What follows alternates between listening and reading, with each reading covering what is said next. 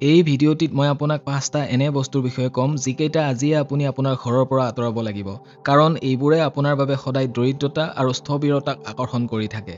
আৰু যিকেইটা বস্তুৰ বিষয়ে মই আপোনাক ক'বলৈ গৈ আছো সেইকেইটা আপুনি অতি মনোযোগেৰে শুনিবলৈ চেষ্টা কৰিব। কাৰণ যদি আপুনি কোনো কামত ফচি থাকিব লগা হৈছে বা আপুনি বিচৰা বস্তুসমূহ সদায় আপোনাৰ পৰা দূৰত যাবলৈ ধৰিছে তেনেহলে খুব সম্ভৱতঃ এই 5টা বস্তুৰ কাৰণে এনে ঘটি আছে। আৰু এই বস্তু কেইটানো কি আৰু কিয় এইবোৰৰ পৰা আপুনি দূৰত থাকিব লাগে আহক জানিবলৈ চেষ্টা কৰোঁ। কিন্তু তাৰ আগতে যদি এতিয়ালৈ আপুনি এই চেনেলটি সাবস্ক্ৰাইব কৰা নাই তেনেহলে সাবস্ক্ৰাইব কৰি ল'ব আৰু আপোনাৰ ফেমিলিৰ সৈতে বা ভাল এটা জীৱন উপভোগ কৰিব বিচৰা সকলোৱে ভিডিঅ'টি লাইক কৰিব আৰু শ্বেয়াৰ কৰিব। যদি আপুনি এই ব্ৰহ্মাণ্ডৰ আশীষ ল'ব বিচাৰে তেনেহলে মুকলি মনে তলত কমেন্ট কৰিব পাৰে আৰু সকলোৰে বাবে নিজৰ এটা কৃতজ্ঞতা প্ৰকাশ কৰি আপোনাৰ শব্দবোৰক অনন্তলৈ প্ৰতিধ্বনি হ'বলৈ প্ৰেৰণ কৰক যাতে আপুনি বিচৰা সকলোবোৰ বস্তু লাভ কৰিব পাৰে। আৰু যদি আপুনি ভাবে যে ল অফ এট্ৰেকশ্যনে আপোনাৰ জীৱন সলনি কৰিব নোৱাৰে তেনেহলে এই ভিডিঅ'টি আপোনাৰ বাবে নহয়। আৰু যদি আপুনি ল অফ এট্ৰেকশ্যন মানি চলে তেনেহলে ভিডিঅ'টি শেষলৈকে চাব। কাৰণ আপুনি বিচৰা সকলোবোৰ বস্তু যদি জীৱনত এচিভ কৰিব বিচাৰে তেনেহলে ভিডিঅ'টিত কোৱা আটাইখিনি কথা ভালদৰে বুজি পাব লাগিব। প্ৰথমতে আমি এইটো বুজা দৰকাৰ যে এই ব্ৰহ্মাণ্ডৰ সকলো বস্তুৰেই নিজা এটা এনাৰ্জি আছে। আপোনাকে আদি কৰি আপোনাৰ ঘৰৰ প্ৰতিটো বস্তুতে এটা এনাৰ্জেটিক ভাইব্ৰেশ্যন থাকে আৰু ই আপোনাৰ জীৱনক আগুৱাইও নিব পাৰে বা পিছলৈও ঠেলি দিব পাৰে। আৰু যেতিয়া মই এই কথাটি উপলব্ধি কৰিলো তেতিয়া মই ইয়াক ভালকৈ নিৰীক্ষণ কৰিবলৈ আৰম্ভ কৰিলো আৰু দেখিলো যে প্ৰতিটো বস্তুৰে লগত মোৰ অতীতৰ সম্পৰ্ক এটা জড়িত হৈ আছে। আৰু সেয়েহে সেইবোৰ বস্তু যেতিয়া মই মোৰ ঘৰখনৰ পৰা আঁতৰাই দিলো তেতিয়াৰ পৰাই মোৰ লাইফত এনেকুৱা কিছুমান আচৰিত পৰিৱৰ্তন হ'বলৈ ল'লে যিটো মই কেতিয়াও কল্পনাই কৰা নাছিলো। গতিকে নিজৰ বাবে অলপ সময় উলিয়াই এই ভিডিঅ'টি মনোযোগেৰে এবাৰ শুনক কাৰণ এইটোৱে আপোনাৰ লাইফ চেঞ্জ কৰি দিব পাৰে আৰু ইয়াক এপ্লাই কৰি আপোনাৰ জীৱনতো মিৰেকলছ লৈ আনিব পাৰে। মই যি 5টা বস্তুৰ বিষয়ে ক'বলৈ গৈ আছো সেই বস্তুকেইটা ল অফ ভাইব্ৰেশ্যনৰ লগত জড়িত। প্ৰথম যিটো বস্তু আপুনি আপোনাৰ ঘৰখনত ৰাখিব নালাগে সেইটো হ'ল পুৰণি কাপোৰ যিবোৰ আপুনি নিপিন্ধে বা ব্যৱহাৰ নকৰে। যেতিয়াই আপুনি এযোৰ কাপোৰ পৰিধান কৰে সেই সময়ত সেই কাপোৰযোৰেও আপোনালৈ এটা স্পেচিফিক এনাৰ্জি লৈ আহে। যিটো পৰিস্থিতিত আপুনি সেই কাপোৰযোৰ পিন্ধিব সেইমতে সি আপোনালৈ এটা এনাৰ্জি লৈ আহিব। আপুনি নিশ্চয় এতিয়ালৈ বিভিন্ন ধৰণৰ কাপোৰ কিনিছে যিবোৰ আপুনি খুবেই পছন্দ কৰে আৰু সেইবোৰ আপুনি প্ৰায়েই পিন্ধি থাকে। কিন্তু হঠাৎ আপুনি সেই কাপোৰযোৰ পছন্দ নকৰা হৈ পৰে আৰু তাক পিন্ধিবলৈও বাদ দিয়ে। কাৰণ কিয় জানেনে? কাৰণ আপুনি সলনি হৈছে। আমি মানুহবোৰ প্ৰতিদিনে প্ৰতি বছৰে সময়ে সময়ে সলনি হৈ গৈ থাকো আৰু কালি যিটো আপোনাৰ ভাল লাগিছিল আজি হয়তো সেইটো ভাল নালাগিব পাৰে। কালি যিটো আপুনি পছন্দ কৰিছিল আজি সেইটো পছন্দ নকৰিব পাৰে। গতিকে যিবোৰ কাপোৰ আপুনি আজি নিপিন্ধে সেইবোৰে আপোনাৰ অতীতৰ এনাৰ্জিসমূহক ধৰি ৰাখে যিটো বৰ্তমানৰ এনাৰ্জিৰ সৈতে নিমিলে। একে এনাৰ্জি নথকাৰ ফলত সেইবোৰে আপোনাৰ অগ্ৰগতিত স্থবিৰতা লৈ আহে। সেইকাৰণে আপুনি নিপিন্ধা কাপোৰসমূহ কেতিয়াও ঘৰত ৰাখিব নালাগে। সেইখিনি কাপোৰহে ৰাখিব যিখিনি আপুনি আজিও আগৰ দৰেই ভাল পায় আৰু যিয়ে আপোনাক কমফৰ্টেবল ফিল কৰায় নাইবা আইনাৰ সন্মুখত থিয় হ'লে নিজকে হেপী ফিল কৰে। বাকী যিবোৰ কাপোৰ আপুনি ব্যৱহাৰ নকৰে সেইবোৰ যদি এতিয়াও ভালে আছে আৰু পিন্ধিব পৰা হৈ আছে তেনেহলে আপুনি সেইখিনি কাৰোবাক ডোনেট কৰিব পাৰে বা ওচৰ চুবুৰীয়া দুখীয়া পৰিয়ালক দান কৰিব পাৰে। আৰু যদি কাপোৰবোৰ পুৰণি হৈছে আৰু পিন্ধিব পৰা অৱস্থাত নাই তেনেহলে সেইবোৰ ঘৰৰ পৰা আঁতৰাই দিয়ক। এই কাপোৰবোৰ আঁতৰাই দিয়াৰ আগতে মই আপোনাক এটি সৰু কিন্তু বহুত গুৰুত্বপূৰ্ণ কথা ক'ব বিচাৰিছো। কাপোৰখিনি আপোনাৰ হাতত ৰাখি এবাৰ কৃতজ্ঞতা প্ৰকাশ কৰক যে আমি শ্বেয়াৰ কৰা মুহূৰ্তবোৰ আৰু একেলগে কটোৱা সময়বোৰৰ বাবে বহুত বহুত ধন্যবাদ জনালো। মই এইটো কিয় কৰিবলৈ কৈছো কাৰণ সেই কাপোৰখিনিৰ মাজতো এটা এনাৰ্জি আছে আৰু ইয়াৰ এই এনাৰ্জিৰ পৰিক্ৰমাটো কমপ্লিট কৰাটো অতি প্ৰয়োজন আৰু সেয়েহে ইয়াক আপুনি থেংক ইউ ক'ব লাগে। কাৰণ যেতিয়া আপুনি এই কাপোৰযোৰ পিন্ধিছিল তেতিয়া সি আপোনালৈ বহুত ধুনীয়া এটা মোমেন্ট লৈ আহিছিল। দ্বিতীয় যিটো বস্তু আপুনি ঘৰত ৰাখিব নালাগে যিয়ে আপোনাৰ এনাৰ্জিক বাধা দি ৰাখে সেইটো হ'ল ভঙা চিঙা বস্তু।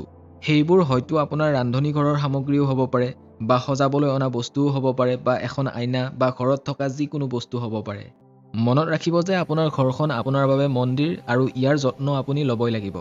আপোনাৰ ঘৰৰ কিবা এটা বস্তু যদি ভাঙিছে তেনেহলে তাক আপুনি জোৰা দিবলৈ চেষ্টা কৰিব নালাগে কাৰণ সেই বস্তুটো অলৰেডি ভাঙিছে। গতিকে তাক এতিয়া ঘৰত জোৰাতালি মাৰি ৰাখিব নালাগে। কাৰণ ভঙা চিঙা বস্তুবোৰেই আপোনাৰ এনাৰ্জিসমূহক বাধা দি থাকিব আৰু আপোনাক দুৰ্বল কৰি ৰাখিব। সেয়েহে ইয়াৰ ক্ষেত্ৰতো সেইটোকেই কৰক যেনেদৰে কাপোৰৰ লগত কৰিছে।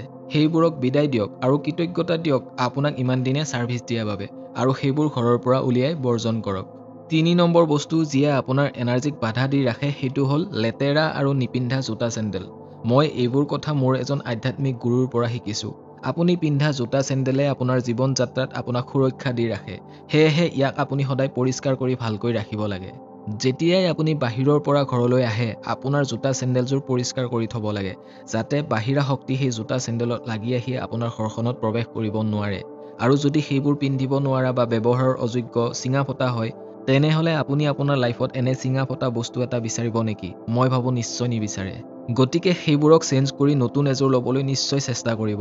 কাৰণ এই জোতা চেণ্ডেলযোৰেই প্ৰতিদিনে আপোনাৰ দেহৰ সমস্ত ভাৰ কঢ়িয়াই লৈ ফুৰে আৰু আপোনাৰ ৰাস্তাত অহা বিভিন্ন এনাৰ্জিসমূহক লগত লৈ ফুৰে। সেয়েহে সদায় আপুনি পিন্ধা জোতা চেণ্ডেলযোৰ পৰিষ্কাৰকৈ ধুই চাফ চিকুণ কৰি ৰাখিব লাগে। 4 নম্বৰ যিটো বস্তু আপোনাৰ ঘৰত থাকিব নালাগে, সেই কথাটোত আপুনি অতি ধ্যান দিব লাগে। কাৰণ বেছিভাগ মানুহেই এনেধৰণৰ বস্তুবোৰ ঘৰত ৰাখি থৈ দিয়ে। মই ক'ব বিচাৰিছোঁ সেইজন ব্যক্তিৰ বস্তু আৰু কাপোৰ, যিজন ব্যক্তি বৰ্তমান আপোনাৰ লগত নাই, যিজন ব্যক্তি বৰ্তমান এই পৃথিৱীৰ পৰা গুচি গ'ল। স্মৃতিবোৰহে কেৱল আপোনাৰ মনত ৰাখিব লাগে। সেইবোৰ যিবোৰ বস্তু আৰু কাপোৰ ৰৈ গ'ল, সেইবোৰেও এটা এনাৰ্জি ধৰি ৰাখে। গতিকে যিজন ব্যক্তি বৰ্তমান আপোনাৰ লগত নাই, তেওঁৰ বস্তু আৰু কাপোৰ লগত নাৰাখিব। তেওঁক যাবলৈ দিয়ক। তেওঁৰ যাত্ৰাত আপুনি কেতিয়াও বাধা নিদিব।